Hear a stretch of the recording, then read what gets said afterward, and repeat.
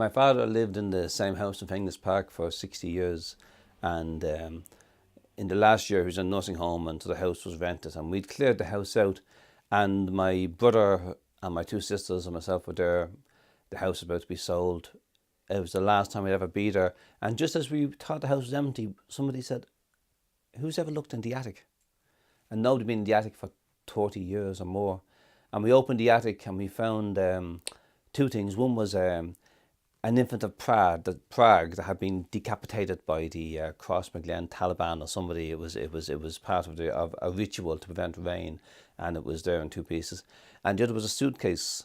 And we opened the suitcase. It was the suitcase my mother brought into the Richmond Hospital in 1969 when she went in for an operation on a brain tumour that she never came home from. And my father had brought it home, and it had been there ever since. And we opened it, and I found a letter inside it that I had written. It was probably my first piece of writing, and I'd been waiting all those years for me. And so it was very strange. The last thing we did in this house, it was the house where I was born. My siblings just remember anxious instructions to pray. I think the midwife said, "There's a poet coming, pray quickly."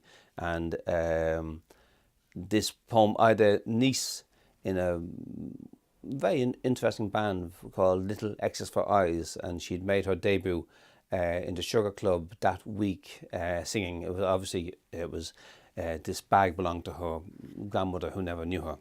This poem was called Little X's. Unexpectedly, this October afternoon, the telescope turns. I see myself made small again through its objective lens.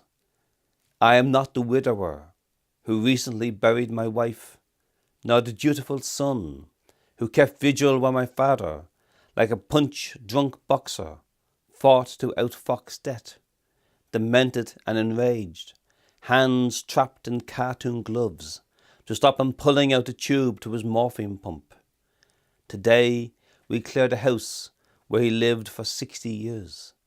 In the bedroom where I was born, my siblings recall how, as children, their only clue to my birth occurring behind this closed door were anxious instructions to pray. When we opened up the attic, we discovered a suitcase my mother packed for her last trip into hospital, a wash bag and talc, clothes she never got to wear home, a purse crammed with prayers, and a folded letter I wrote as a 10-year-old for my sister to bring into her. I spend one page telling her how good I am being, then cram 3 pages with scrawled X's, each one to represent a kiss.